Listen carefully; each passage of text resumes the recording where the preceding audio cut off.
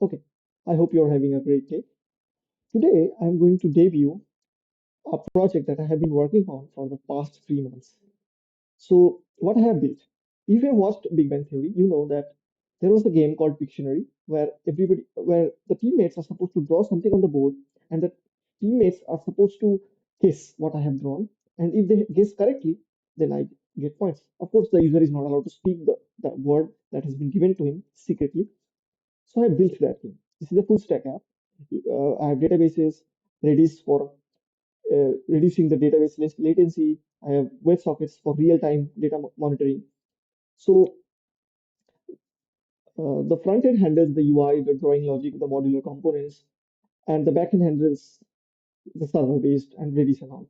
So Redis is installed in order to have very low latency and reconnect recovery so that if somebody gets disconnected, they can use the same room ID as long as the room is not full, they can join.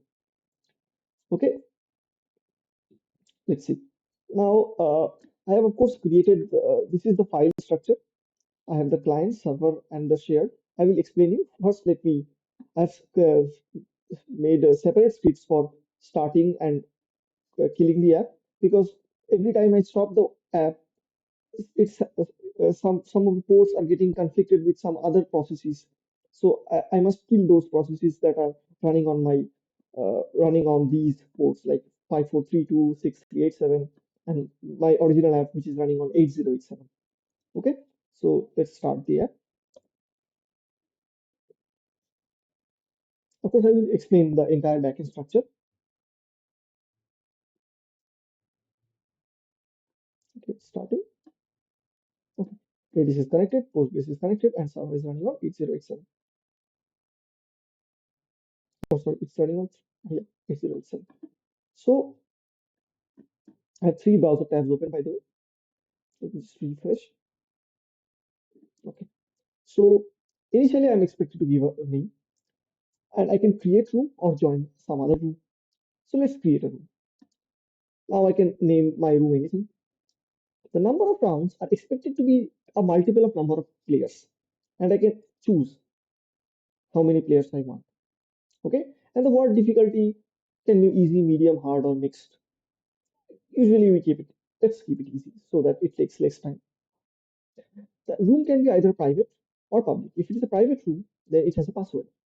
Uh, if the room is private, the other person who is joining will not only require the room ID, they will also require the password. Otherwise, if the room is not private, then they only require the room ID. Okay, so let's make a public room. Now, I get the room ID. I am the host, and anybody can use this room ID to join this room. Let's join. So let's say this is a friend, I, and let's say join. I'm trying to join.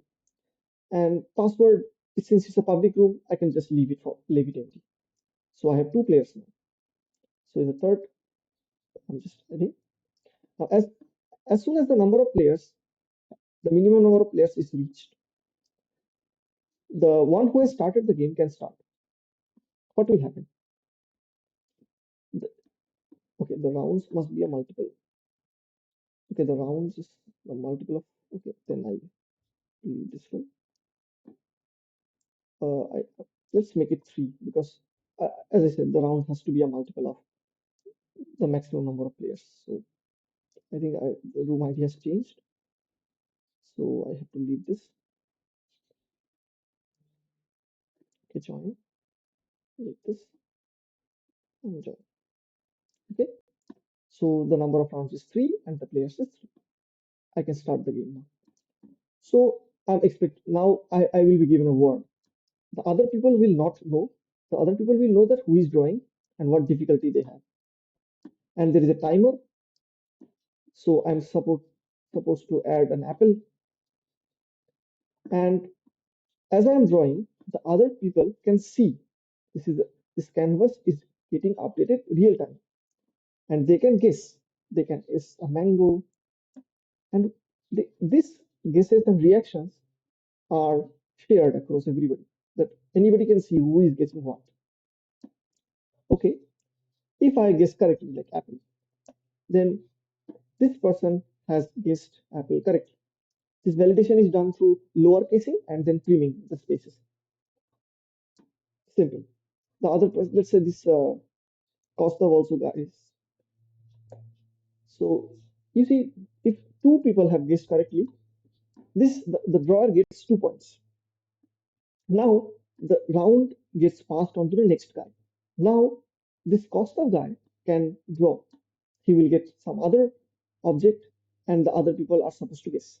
So I can just the Costa I can just draw, and the other people can see what this Costa has drawn, and they can guess. So they can just land, which will be wrong. Okay. So there is of course universal dark mode. Of course, this drawing can not be seen if the color is dark. So he can use some other colors like yellow, okay, and then they can see maybe in the dark mode as well. Okay. Everyone's dark mode is individual to them, of course. And now I'm starting with round three.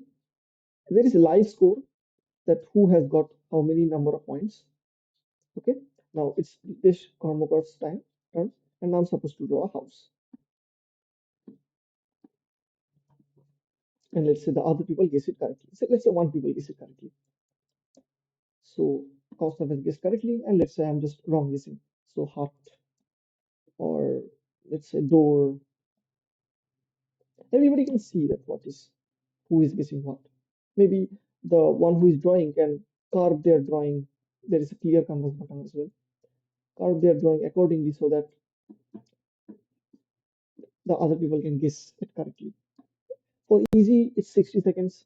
For medium, it's 80 seconds. And for hard drawings, it's 120 seconds or 2 minutes.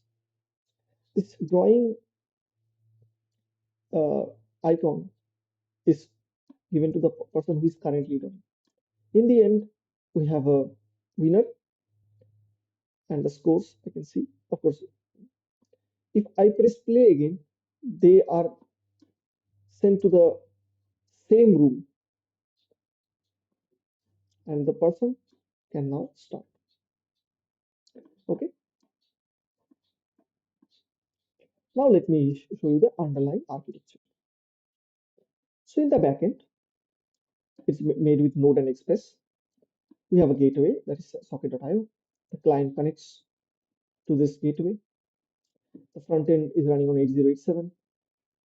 I'm hitting sockets and API accordingly. We have a core that handles my reconnection. Like if somebody has disconnected and still has the room ID, if the room is not full, then they can join. There is a round engine basically that passes uh, the control from one drawer to the other based on the turns that are happening, which is obviously an array, then modulo scanning completely. So just plus one modulo the number of layers. Then we have the guess validator, which I have explained at lowercase, and then trimming. Then we have services that gives me the word and the leaderboard service. So basically, the word service gives me a category of the word and some word based on the difficulty I have sent. The leaderboard service just gives me the score of every player. Okay, all the updates happen through Redis, and Redis connects to the database. I can show you that these two instances, that is Docker Compose, is running on 5432 and 6379, the Postgres servers and the Redis server. This will be running for 4 hours because I have been testing it since morning, but you get the idea. Okay, so this was the underlying architecture. All the codes will be available on GitHub. I don't have a clear idea on how I can host this because since this is a Docker image running, I may have to maybe spend some money if I'm trying to host this online.